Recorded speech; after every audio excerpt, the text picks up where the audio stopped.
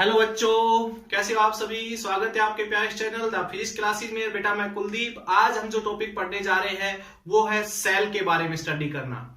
यानी कि हम ये कहते हैं कि सर्किट को किसी को करंट देना है तो उसके अक्रॉस हमने एक पोटेंशियल डिफरेंस अप्लाई करना पड़ता है। और पोटेंशियल डिफरेंस अप्लाई करने के लिए सबसे इंपॉर्टेंट जो चीज होती है वो होती है हमारी सेल या बैटरी। ठीक है बेटा, तो सेल के थ्रू हम पोटेंशियल डिफरेंस उस सर्किट को देते हैं जिससे उसके अंदर करंट फ्लो करता है। तो आज हम सेल के बारे में पढ़ेंगे, सेल के इंटरनल रेजिस्टेंस के बारे में जानेंगे, सेल की ईएमएफ के बारे में जानेंगे और सेल कितना पोटेंशियल सर्किट को देती है उसके बारे में जानेंगे, जिसको हम टर्मिनल पोटेंशियल या टर्मिनल वोल्टेज बोलते हैं। तो सेल की बात हम करते हैं बेटा, तो सेल के बारे में, सेल के जो सिंबल होता है उसके बारे में आप सभी जानते होंगे। तो सेल का जो सिंबल होता है बेटा ये होता है, ओके, इसको हम बोलते हैं पॉजिटिव टर्मिनल और इसको बोलते हैं नेगेटिव टर्मिनल। ठीक है, या इसको हम कैथोड बोलते हैं या हम इसको एनोड बोलते हैं, नेगेटिव। तो बेटा ये होता है आपका सर्किट, सॉरी सेल। और सेल की आज प्रॉपर्टीज के बारे में पढ़ेंगे, सेल होती क्या है और ये क्या प्रोवाइड कराती है सर्किट को। तो बेटा आप सभी को पता है सेल सर्किट में कनेक्ट होती है, सेल एनर्जी देती है जो एक्सटर्नल रेजिस्टेंस है उसको। रेजिस्टेंस यानी कि जैसे मान लीजिए यहाँ पर कोई बल्ब लगा हुआ है, यहाँ कोई पंखा है या कोई अलग इलेक्ट्रिकल एप्लायंस है जो जिसको ये क्या देती है, एनर्जी देती है। कौन सी एनर्जी देती है? इलेक्ट्रिक एनर्जी देती, प्रोवाइड कराती है। और ये एनर्जी जब आपको इसमें दी जाती है तो हम कहते हैं सर्किट के अंदर करंट फ्लो कर रहा है।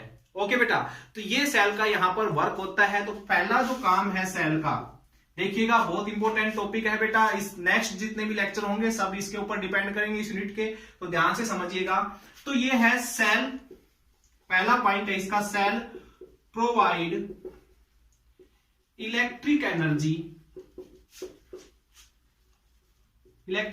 टू ऑल टाइप, ऐसे लिख लेना, all type of electric circuit.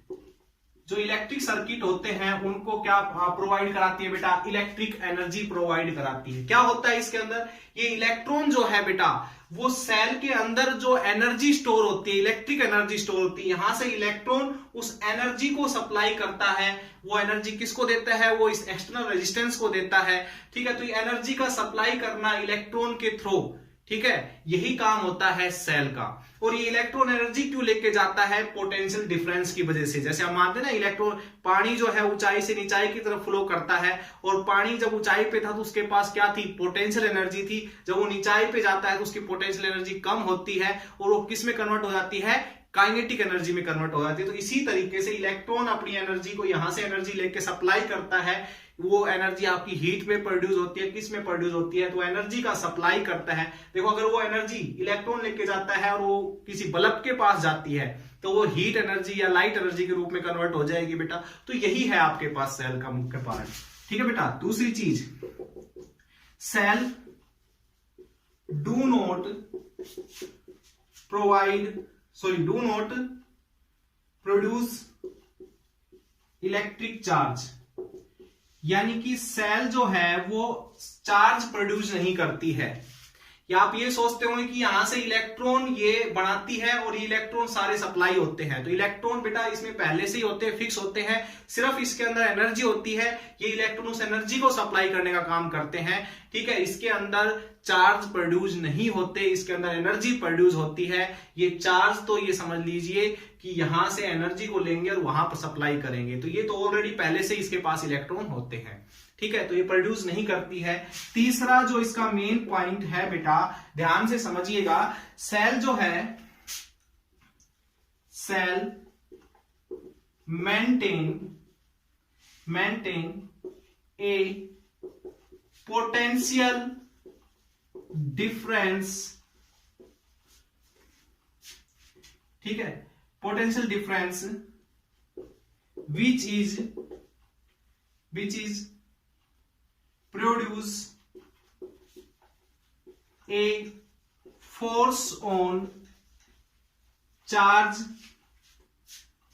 यानी कि इलेक्ट्रॉन भी बोल सकते हो बेटा, इलेक्ट्रॉन के ऊपर एक फोर्स प्रोड्यूस करता है। इसका जो पोटेंशियल डिफरेंस है, नेगेटिव और पॉजिटिव टर्मिनल के बीच का जो पोटेंशियल डिफरेंस है, वो चार्ज के ऊपर फोर्स अप्लाई करता है, जिससे चार्ज पार्टिकल सर्किट के अंदर मूव करता है बेटा। तो ये सिस्टम होता है। तो अब हम इसके पीछे की केमिस्ट्री समझेंगे बेटा, ध्यान दीजिए मेरी बात पे।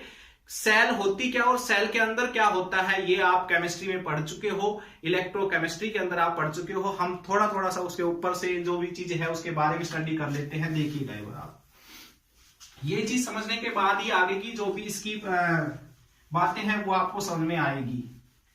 ध्यान दीजिएगा मेरी बात पे बेटा। आपको पता है इलेक्ट्रोकेमिकल सेल के बारे में आप जानते होंगे। इलेक्ट्रोकेमिकल सेल क्या काम होता है इलेक्ट्रोकेमिकल सेल का बेटा? Electrochemical cell chemical energy produce करती है और वो केमिकल एनर्जी बेटा कन्वर्ट होती है किसमें? इलेक्ट्रिक एनर्जी में। ये प्रोसेस होता है आपका इलेक्ट्रोकेमिकल सेल के अंदर, ठीक है। Electrochemical cell chemical energy produce करती है और केमिकल एनर्जी ही कन्वर्ट होती है बेटा इलेक्ट्रिक एनर्जी के अंदर। आपको पता है इलेक्ट्रोकेमिकल सेल के अंदर क्या होता है, ध्यान दीजिएगा मेरी बात पे। 2 इलेक्ट्रोड होते हैं बेटा, एक इलेक्ट्रोड ये रहा और एक इलेक्ट्रोड हमने ले लिया ये, और इसके अंदर कुछ केमिकल्स होते हैं। इसके अंदर क्या होते हैं बेटा? केमिकल होते हैं जो इलेक्ट्रिक एनर्जी प्रोड्यूस करने का काम करते हैं। क्या होते हैं बेटा इसके अंदर?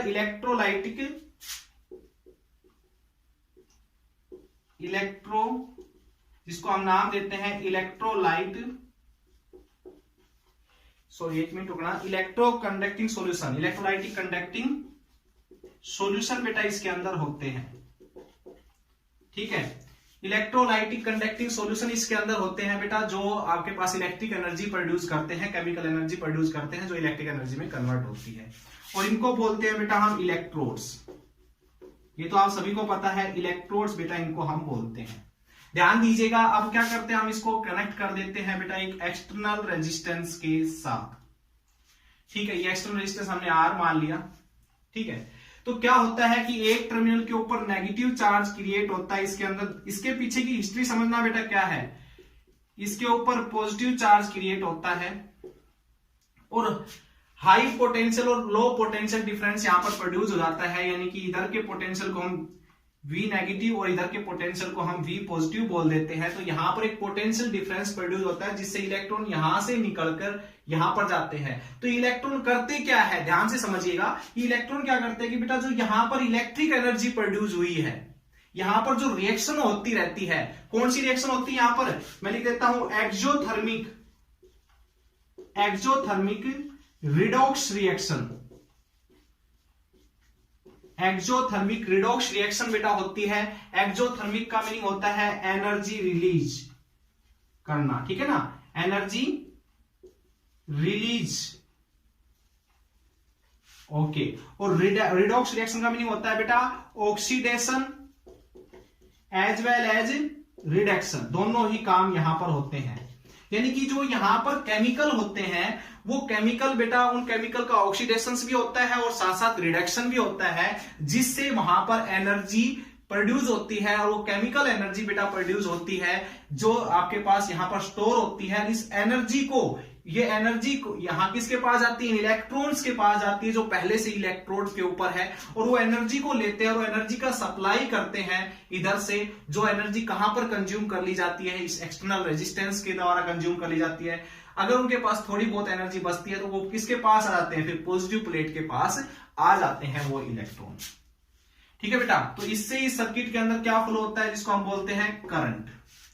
यहां पर एक केमिकल एनर्जी प्रोड्यूस होगी, ये एक ऐसी एक्सोथर्मिक एनर्जी होगी बेटा, जिसकी यानी कहने का मतलब एनर्जी रिलीज करने वाले एटम्स यहां पर होंगे, जो एनर्जी प्रोवाइड करेंगे किसको? इलेक्ट्रॉन को देंगे, और वो एनर्जी का सप्लाई कर देंगे उसको बाहर की तरफ। अब क्या होगा, इसके अंदर की हिस्ट्री समझना, इसके अंदर का केमिस्ट्री समझना ध्यान से। अब बेटा जो इलेक्ट्रॉन यहां पर आए हैं, ठीक है, तो वो इन पॉजिटिव के पास ही रुक जाने चाहिए। सुनना मेरी बात, जो इलेक्ट्रॉन यहां पर आए हैं वो इस पॉजिटिव के प्लेट के पास ही रुक जाने चाहिए, लेकिन ऐसा नहीं होता। आप सोच रहे होंगे कि यहां पर इलेक्ट्रॉन क्यों रुकेंगे? क्योंकि पॉजिटिव और नेगेटिव के बीच में इलेक्ट्रोस्टैटिक्स फोर्स होता है।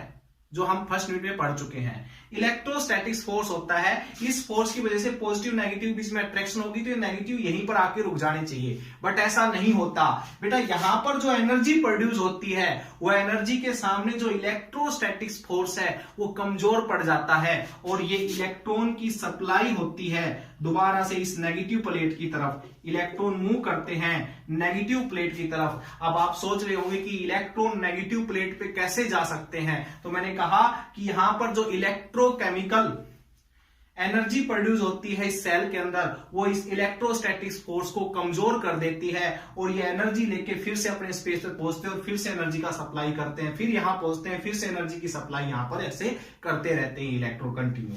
तो करंट ऐसे जाता है ऐसे। अब आप ये समझ गए होंगे कि सेल के अंदर भी करंट फ्लो होता है।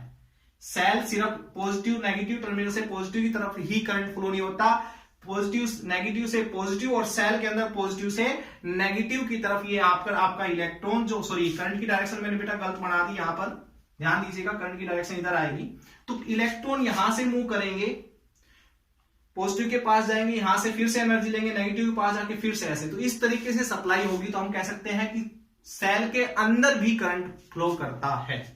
ठीक है बेटा, तो ये होता है सेल का मैकेनिज्म। ठीक है, अब हम बात करते हैं ईएमएफ की। सेल की ईएमएफ क्या होती है, ध्यान से समझिएगा मेरी बात को बेटा।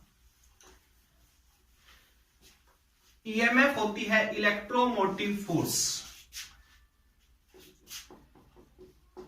ईएमएफ की बात करते हैं जिसको नाम दिया गया है इलेक्ट्रोमोटिव फोर्स। ये कह सकते हो जो मैं अभी बता रहा था कि इलेक्ट्रॉन के ऊपर जो सेल के अंदर इलेक्ट्रॉन होते हैं उनके ऊपर एक फोर्स लगता है जो जिसकी वजह से वो इलेक्ट्रॉन अपने टर्मिनल से निकलते हुए किसकी तरफ जाते हैं, पॉजिटिव टर्मिनल की तरफ जाते हैं एक एनर्जी लेके। तो ये इलेक्ट्रोमोटिव फोर्स वही है। या फिर हम ये कह सकते हैं जैसे ये सेल है बेटा, इसका ये पॉजिटिव टर्मिनल ये नेगेटिव टर्मिनल है, तो आपकी बुक के अकॉर्डिंग डेफिनेशन के अकॉर्डिंग लिखा हुआ है potential difference between the electrodes या फिर terminal of cell when no current flow through it. इसके थ्रू कोई करंट जब फ्लो नहीं कर रहा हो तो इन दोनों टर्मिनल के बीच के पोटेंशियल को बेटा हम बोलते हैं EMF. The potential difference between the electrodes of cell when no current flow through it. इस सर्किट के थ्रू कोई करंट फ्लो नहीं करता, यानी कि बाहर कोई भी एक्सटर्नल रेजिस्टेंस नहीं लगा हुआ है। ठीक है बेटा, तो यानी कि इन दो जब उस टाइम आपके पास दोनों इलेक्ट्रोड्स के बीच की जो पोटेंशियल होगी वो आपके पास होगी बेटा ईएमएफ कहलाएगी। ठीक है, जैसे कि मान लो 12 वोल्ट की है, आप जब कभी दुकान में जाते हो और सेल लेके आते हो तो बेटा जब दुकान में जाते हो तो सेल के ऊपर हमेशा देखना वोल्टेज लिखी होती है। देखिए ये सेल जैसे मान लीजिए 12 वोल्टेज की है, ये 5 वोल्टेज की, 3 वोल्टेज की है, तो एक्चुअल में वो वहां पर उसकी ईएमएफ लिखी होती है कि ये सेल सर्किट को 12 वोल्टेज सप्लाई कर सकती है, 12 वोल्ट पोटेंशियल डिफरेंस इस सर्किट को दे सकती है। ओके बेटा, लेकिन एक्चुअल में कभी 12 वोल्ट की सेल है तो 12 वोल्ट सर्किट को देती नहीं है। इसके पीछे का भी रीजन हम समझेंगे। देखिए बेटा, जब करंट फ्लो सर्किट के अंदर नहीं कर रहा है, यानी कि सर्किट कंप्लीट नहीं है, कंप्लीट का मीनिंग पॉजिटिव नेगेटिव के साथ कनेक्ट नहीं है, तो उस टाइम करंट फ्लो नहीं करेगा और उस टाइम आपके पास जो पोटेंशियल डिफरेंस होगा इन दोनों टर्मिनल के बीच का वो आपकी ईएमएफ कहलाएगी। यानी कि जो 12 वोल्टेज यहां पर लिखी है तो वो पोटेंशियल डिफरेंस नहीं, वो ईएमएफ है बेटा। टर्मिनल पोटेंशियल के बीच बाद में भी हम पढ़ेंगे यहां से। तो ये है। अब मान लीजिए यहाँ की जो पोटेंशियल है वो V पॉजिटिव है, यहाँ की जो पोटेंशियल है वो V नेगेटिव है। ईएमएफ को बेटा हम इस E से नोट करते हैं, तो ईएमएफ कितनी होगी, potential difference between the electrode, यानी कि V positive minus negative VI। बेटा नेगेटिव की साइड की पोटेंशियल को नेगेटिव के साइन के साथ लेके चलोगे तो नेगेटिव, तो यहां से आपके पास क्या आ जाएगा, पॉजिटिव का साइन हो जाएगा। तो ये कह सकते हो अगर पॉजिटिव टर्मिनल की पोटेंशियल 3 वोल्ट है और नेगेटिव टर्मिनल की पोटेंशियल 2 वोल्ट है तो टोटल कितनी होगी, 3 2 5 वोल्ट की ये सेल होगी बेटा। तो ये थी आपकी ईएमएफ इसके अंदर। अब हम बात करते हैं इंटरनल रेजिस्टेंस की। क्या होता है इंटरनल रेजिस्टेंस? मैंने कहा ये सेल जितनी वोल्टेज की है ये सेल, उतनी ही वोल्टेज ये सर्किट को कभी नहीं देती। देखिएगा, मेरी बात को ध्यान से समझिएगा। टॉपिक स्टार्ट करते हैं बेटा हम इंटरनल रेजिस्टेंस। ध्यान से समझिएगा, इंटरनल रेजिस्टेंस को बेटा स्मॉल आर से हम डिनोट करते हैं। और इसके अंदर होता क्या है, देखिए एक सेल हमने ली, इस सेल को हमने एक एक्सटर्नल रेजिस्टेंस से कनेक्ट किया। देखिए क्या हम चीज हमने देखी, इस सेल को हमने एक इंटरनल रेजिस्टेंस से कनेक्ट किया। थोड़ी देर के लिए साफ कर देता हूं मैं बेटा। ये सेल थी 12 वोल्ट की, ठीक है, और इसके अक्रॉस हमने एक वोल्ट मीटर लगा दिया। किसके अक्रॉस? इस रेजिस्टेंस के अक्रॉस हमने एक वोल्ट मीटर लगा दिया बेटा। वोल्ट मीटर हमेशा रेजिस्टेंस के पैरेलल में लगाया जाता है कि इसके पास कितनी वोल्टेज पहुंच रही है। 12 वोल्टेज हमने अप्लाई की। यहां से करंट फ्लो करता है बेटा पॉजिटिव टर्मिनल से आई। यहां पर हमने एक क्या लगा लिया, एमीटर, ताकि हम ये भी पता कर सके सर्किट में करंट कितना जा रहा है। तो बेटा ये मान लीजिए ये जो रेजिस्टेंस है ये 4 ओम का ले लेते हैं, 4 ओम का ये रेजिस्टेंस है। तो आपके हिसाब से करंट की वैल्यू क्या होगी? देखिएगा, करंट की वैल्यू होगी बेटा, मेरी बात को ध्यान समझिएगा, इंटरनल रेजिस्टेंस समझाने जा रहा हूं मैं। करंट कितना होगा बेटा यहां से 12/4 यानी कि 3 एम्पियर। हम ये कहेंगे कि यहां से 3 एम्पियर करंट इसके पास जाएगा। क्लियर ये बात सभी को? ओके। बट एक्चुअल में ऐसा नहीं हुआ। ये थी हमारी कैलकुलेशन जो हम नॉर्मल फिजिक्स के फॉर्मूले यूज करके कैलकुलेट करते हैं। तो ये थी हमारी कैलकुलेशन। लेकिन जब एमीटर में देखा गया तो एमीटर ने दिखाया 2 एम्पियर करंट। कितना दिखाया? 2 एम्पियर करंट बेटा एमीटर ने दिखाया। इसका मीनिंग हम कुछ ना कुछ गलत यहां पर पढ़ रहे हैं और कुछ ना कुछ करेक्शन इसमें है। तो हमने फिर यहां पर एक वोल्ट मीटर लगा के देखा कि हम ये चेक करना चाहते हैं कि इसके पास 12 वोल्टेज ही जा रही है क्या। 12 वोल्ट की सेल है तो 12 वोल्टेज ही इसके पास जा रही है। नहीं बेटा, इसके में देखा तो इसमें हमने देखा कि इसके पास रेजिस्टेंस के पास जो वोल्टेज जा रही है, पोटेंशियल डिफरेंस जा रहा है, पोटेंशियल ड्रॉप हो रही है इस रेजिस्टेंस का क्रॉस, वो हो रही है 8 वोल्ट। भाई 8 ही हो गई ना। देखो इसके पास करंट कितना गया, एमीटर से देखा गया तो 2 एम्पियर गया। तो इसके पास वोल्टेज निकालना तो करंट इंटू रेजिस्टेंस, तो करंट कितना गया बेटा इसके पास 2 एम्पियर। यहां से देखा गया एमीटर से कितने ओम का रेजिस्टेंस था 4, तो 2 8, तो इतनी वोल्टेज इसके पास गई, 8 वोल्टेज। तो हमारे पास ये जो सेल थी बेटा ये 12 वोल्ट की थी। हमारे दिमाग की घंटी बजी और हमने सोचा कि 12 वोल्ट की सेल दे रही है 8 वोल्ट, तो 4 वोल्टेज गई कहां, है ना, बात यही थी। तो 4 वोल्टेज किसी और ने कंज्यूम की होगी, किसी और रेजिस्टेंस ने कंज्यूम की होगी। तो इस सर्किट में कोई और रेजिस्टेंस भी है, इस एक्सटर्नल रेजिस्टेंस के अलावा कोई और रेजिस्टेंस भी सर्किट के अंदर है। तो वो कौन होगा बेटा?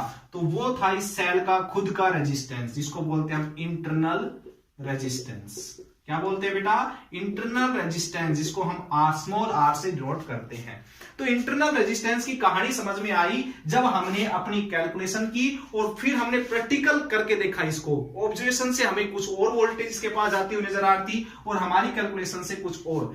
इसमें करंट 3 एम्पियर था हमारी कैलकुलेशन के अकॉर्डिंग, और एमीटर में देखा गया तो 2 एम्पियर करंट था। तो ये चीज हमारे इसमें हमारे दिमाग की घंटी बजी और फिर हमें समझ में आया कि सेल का भी खुद का रेजिस्टेंस होता है जो कुछ वोल्टेज कंज्यूम कर गया होगा। देखिए बेटा, तो हर सेल का खुद का रेजिस्टेंस जरूर होता है बेटा। तो ये कह सकते हो इस सेल के अंदर जो रेजिस्टेंस है बेटा वही क्या करता है, कुछ वोल्टेज को ड्रॉप कर लेता है अपने अंदर। ठीक है, तो उसकी बात हम करेंगे, देखिएगा। तो हम इस सर्किट को एक बार फिर से बनाने जा रहा हूं मैं। इस सर्किट के साथ में एक सिंबल बना रहा हूं रेजिस्टेंस का, सॉरी सेल के साथ ये।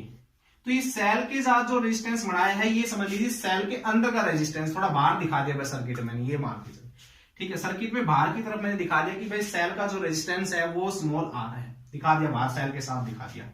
ठीक है, ये सेल का पॉजिटिव टर्मिनल है, ये सेल का नेगेटिव टर्मिनल है, बीच में ये सेल लगी हुई है और ये सेल का खुद का रेजिस्टेंस स्मॉल आर है, एक्सटर्नल रेजिस्टेंस आर है। ठीक है बेटा, ये जो था ये 4 ओम का था। करंट इसके पास आई फ्लो कर रहा था, जिसको हमने नाम दिया है, देखा था हमने एमीटर में नाप के 2 एम्पियर था। तो ये मान लो 2 ओम का रेजिस्टेंस है, 12 वोल्टेज की ये सेल थी। तो ये दोनों रेजिस्टेंस किसमें है बेटा, देखो ये सेल भी एक रेजिस्टेंस की तरह ही काम करेगी।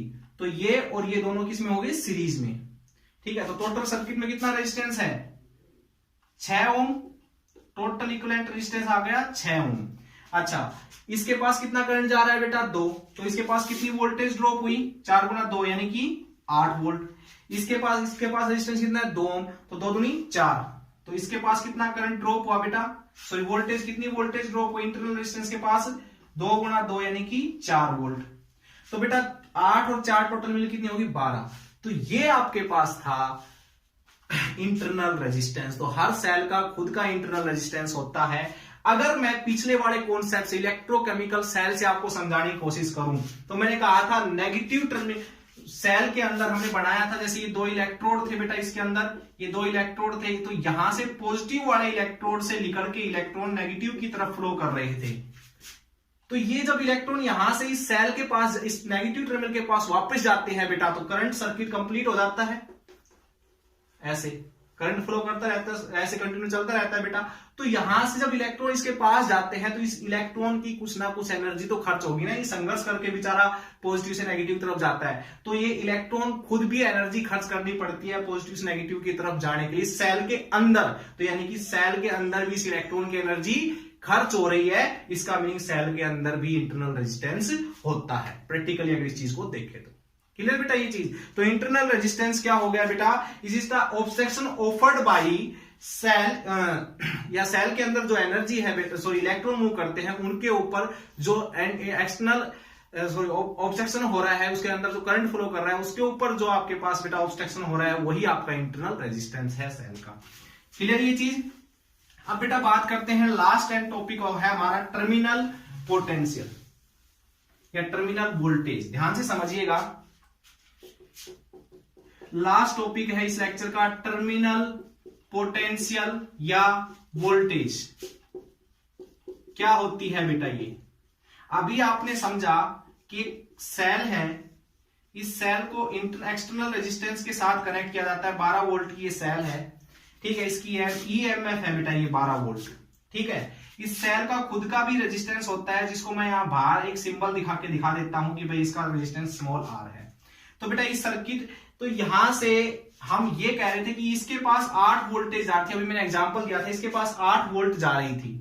तो 8 वोल्ट जा रही थी, सर्किट कैसा था, क्लोज सर्किट था। देखो, तो सर्किट क्लोज था उस टाइम। इस क्लोज सर्किट में कितनी वोल्टेज ड्रॉप हो रही थी, 8 वोल्ट ड्रॉप हो रही थी। 4 वोल्ट इसका इंटरनल रेजिस्टेंस आपने खुद कंज्यूम कर रहा था। तो यही आपके पास बेटा जो 8 वोल्टेज इस सर्किट के पास गई है, इस रेजिस्टेंस को क्या लगता है कि मेरे पास तो ये सेल 8 वोल्ट भेज रही है, तो इस सेल को तो यही लगेगा, सॉरी रेजिस्टेंस को तो यही लगेगा कि ये सेल 8 वोल्ट की सेल है। तो यहां से इस टर्मिनल और इस टर्मिनल के बीच की जो पोटेंशियल डिफरेंस है बेटा, जो इस सेल के पास, सॉरी रेजिस्टेंस के पास जा रहा है, इसी को बोलेंगे हम टर्मिनल पोटेंशियल, यानी कि total potential difference between the electrodes of a cell when it is connected in a circuit. जब वो सर्किट में कनेक्ट होती है सेल, तो उस सर्किट को कितनी वोल्टेज दे पाती है, वही आपकी बेटा टर्मिनल पोटेंशियल कहलाता है। क्लियर। अब देखिए बेटा, एक रिएक्शन, सॉरी एक प्रूफ पढ़ लेते हैं या एक कैलकुलेशन कर लेते हैं हम। ध्यान दीजिएगा मेरी बात पे। देखो बेटा 8 वोल्टेज गई इसके पास, टोटल कितनी वोल्टेज का था बेटा ये 12, जिसमें से 4 वोल्टेज कंज्यूम कर ली इसकी सॉरी एक्सटर्नल रेजिस्टेंस ने इसके, तो कितना हो गया 8 इसके पास गई, तो 12 माइनस 4। अच्छा, इसके पास करंट कितना गया था बेटा I, तो इसके पास वोल्टेज कितनी गई है बताना, IR, जिसको हम V नाम, तो इसको 8 को मैं V नाम दे देता हूं, और ये जो पोटेंशियल डिफरेंस है, एक्चुअल जो पोटेंशियल डिफरेंस है, उसको हम E नाम दे रहे हैं। और इस वाले के पास करंट कितना गया है I, तो इसने कितनी वोल्टेज अपने अंदर ड्रॉप करवा ली, यानी कि सेल ने खुद कितनी वोल्टेज ड्रॉप कर ली, वो कैसे निकालेंगे, करंट I, क्योंकि दोनों रेजिस्टेंस सीरीज में है, तो जितना करंट इसके पास जाएगा उतना ही करंट इस सेल के पास जाएगा। तो यहां से क्या होगा, VR के हम निकाल, तो V इंटू R, तो 4 की जगह क्या लिख सकते हैं हम I। तो बेटा ये रिलेशन बहुत जरूरी है, आपको समझ में आनी चाहिए कि सेल रेजिस्टेंस के पास, एक्सटर्नल रेजिस्टेंस के पास कितनी वोल्टेज जा रही है। Is equals to total EMF minus actual EMF drop across this cell. इस सेल के अक्रॉस कितनी पोटेंशियल ड्रॉप हुई है, करंट इनटू रेजिस्टेंस वोल्टेज। तो ये आपके पास रिलेशन आ गई बेटा। ओके, तो एक काम करते हैं, यहां पर आई की वी की वैल्यू रख लेते हैं। तो V is equals to I R हमने अभी बताया, current into resistance. Okay, E minus I R. एक काम करते हैं, इसको इधर ले आते हैं, यहां से आई हमने कॉमन ले लिया, सो ये प्लस का हो जाएगा। तो यहां से बेटा आई की वैल्यू क्या आएगी, ये इसके नीचे चला जाएगा, तो ई अपॉन में आर प्लस आर। एक रिलेशन ये भी यूज हो सकती है आपके न्यूमेरिकल में, ये दोनों रिलेशन बहुत जरूरी है। आई थिंक बेटा आपको ये चीज समझ में आई होगी। इसको अच्छी तरह से आप पढ़िएगा, बुक का यूज कीजिएगा, नोट्स बनाइए बेटा अच्छी तरह से, और इस टॉपिक को एक बार फिर से अच्छी तरह क्लियर कीजिए। हम इसके ऊपर जो नेक्स्ट टॉपिक आएंगे वो आप स्टडी करेंगे, इन इक्वेशंस के ऊपर जो डिपेंड होंगे वो टॉपिक हम स्टडी करेंगे। जब तक के लिए all the best and thank you.